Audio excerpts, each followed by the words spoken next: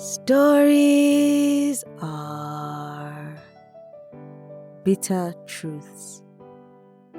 My name is Osadumebi, and every week I will tell you a short story written by a Nigerian writer or author.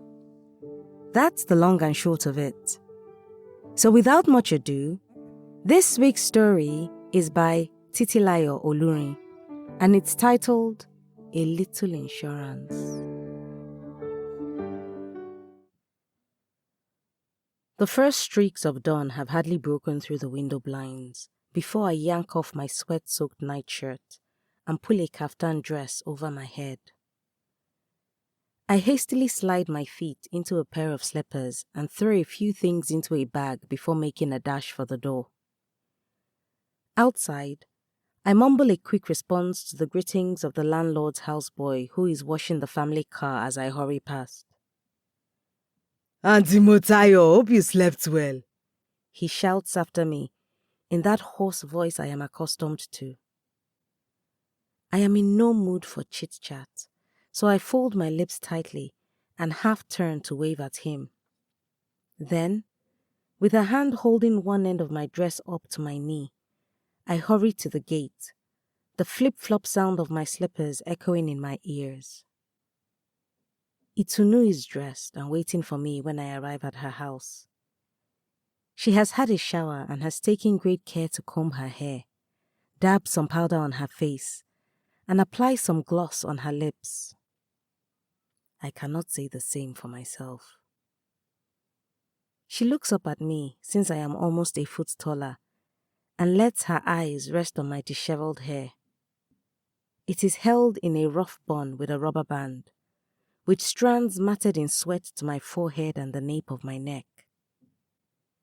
I can tell from the worried frown etched on her eyebrows that it hurts her to see my hair so. But today, my hair is the least of my worries, and I am glad she chooses to remain quiet about it. Silently, she leads me to her car, a brand new Honda, which is an anniversary gift from Thomas, and I get in beside her. Gospel music from a CD fills the car as soon as she starts the engine. She sings along, the lyrics flowing smoothly from her lips, her voice soothing and sonorous as she drives off the dirt road and onto the main road. I am tempted to point out the irony of the lyrics she's singing given the quest before us. But because I do not want to start a fight, I stay quiet and stare ahead at the tail lights of the car in front of us. It is still quite early, yet the roads are a beehive. Cars have formed a clutter around us, and I feel just as trapped by them as I do by my troubled mind. The drivers seem to think their horns are a plaything, so there is honking everywhere, beside us, behind us, in front of us. A car suddenly appears from nowhere and struggles to squeeze through the space between our car and the one before us. "You are mad! You are a very mad man!" Itunu screams at the driver, pointing an index finger to her head to buttress her point. The driver returns with vociferations of his own. Ode mumu okponu oshi, you be woman. I not get wetin I wan tell you now. I get your type for house. "Idiot! You never jam!" Itunu fires back, her hands balled around the steering wheel, her eyes set on the road. See if I no go enter your front, the driver threatens, the side of his car only inches away from hers. "If you scratch my car, eh?" My friend does not back down, and she accelerates, almost hitting the car in front of us. I grab the dashboard as she suddenly slams on the brakes, thankful that I have had the great sense to use my seatbelt. "Itunu, careful," I say. It is the first time I have spoken since we left her house. My head is raging, and all I need is some quiet, which now eludes me. She gives me a side glance and hisses with a wave of her hand. Sorry, Joe. These Lagos drivers can make you go mad. I want to tell her she is also a Lagos driver too, but I do not. Instead, I look out of the window as a light drizzle starts without warning. I hope this is all it will be, a light drizzle. But almost as soon as, it grows into something more, and heavy drops of rain pelt against the car windows. I feel guilt creep up on me slowly as I watch people at the bus stops scamper for shelter. Most of them are workers who have left home early to beat the Third Mainland Bridge traffic. The text I had sent to my boss on my way to Itunu's house starts to nag at me. Good morning. I don't feel too well. Can I take the morning off and come in for the afternoon? I had texted. Of course, my boss's response. Get better. Now, I wonder if it was a good idea to lie, or to say that I'd come in later. What if we do not make it back early? What if something goes wrong? A flat tire, traffic, robbery, kidnapping, an accident. What if we get lost or stranded in the middle of nowhere? What if... Don't worry. Relax. It is only an hour's drive from Lagos. We'll be back in no time, Itunu had said when I raised my concerns on the phone earlier. Itunu was right. We arrive at our destination in good time, and I am surprised by our host's warmth when he welcomes us. A short man with stout arms and one good eye. He looks nothing like the menacing figure I had imagined he would be.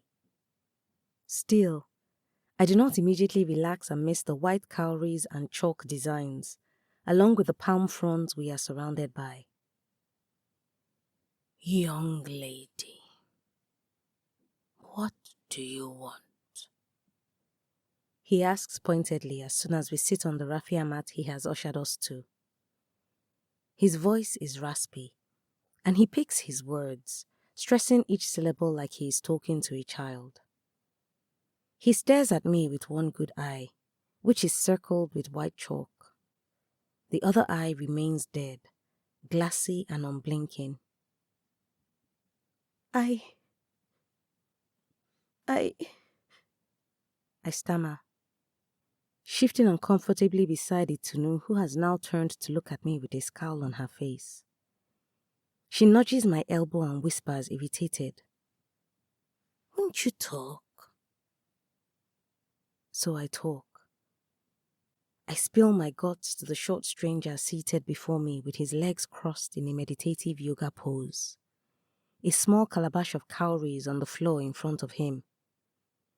I tell him everything and let the pictures come last. Pictures of my fiancé and some woman at their wedding, splashed all over Instagram as if to further poke my sore heart. It was supposed to be our wedding, I say, my voice breaking into loud sobs. The man is unmoved and continues to stare with his one good eye, now devoid of the warmth I had observed earlier. When on the drive back to Lagos, I express my shock at his reaction, Itinu says, Baba is known far and wide though. Don't expect someone of his repute to reveal his emotions. I sigh and say nothing. My hands wander to the black polythene bag cradled to my bosom like a newborn, and I let my fingers gently trace its outlines, careful not to disturb the bag's contents. Do not open it till you get home, Baba had instructed. Then, bathe with the soap at midnight, and for 7 nights after that, outside. You must bathe outside. I roll down the window and relish the gust of wind which hits my face. As I take in a deep breath, I lift my hand and rest it on the growing bump on my belly. The last ultrasound had revealed the sex, a boy. Would I call him Yomi like his father?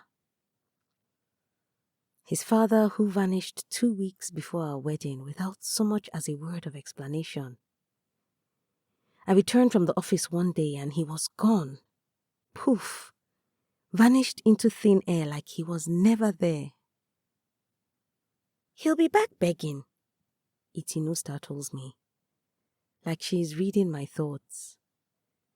She reaches for my hand and squeezes it just as she stops at a traffic light. You will see. I know. I respond. I desperately want to believe it. It is why I let her wear me out with her urgings to come see Baba. It is why we are here, now, today, not tomorrow or any other day, driving home from some obscure little town. It is why I have with me all these strange items in a polythene bag to bring my fiancé back. I know he will, I say again, as if repeating the words would somehow make them true.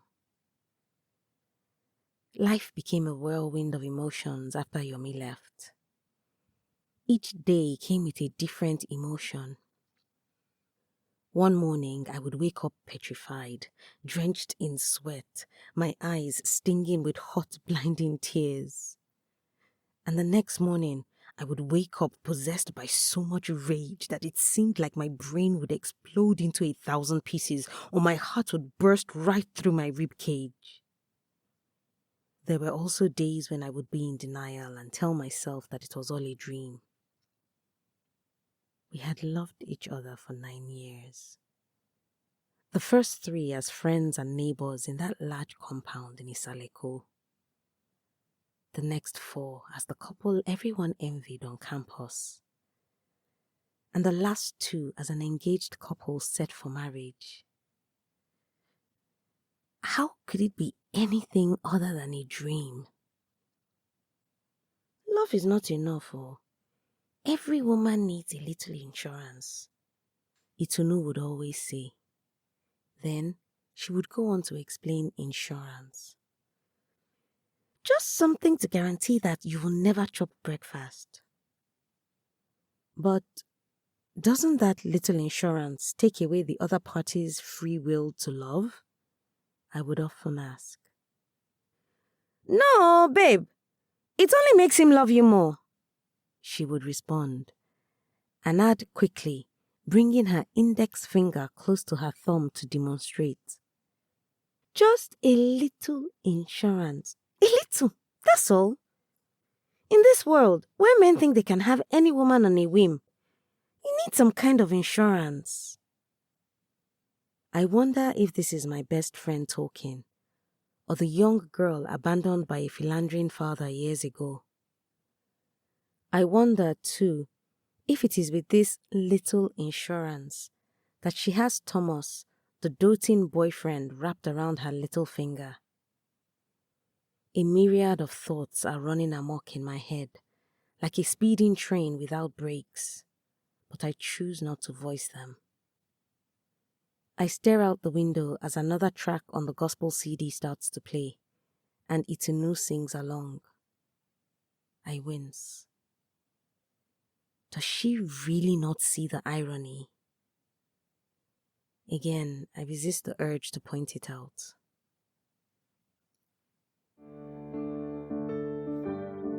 Titilayo Olurin is as obsessed with reading as she is with writing, and she currently works in Lagos as an editor.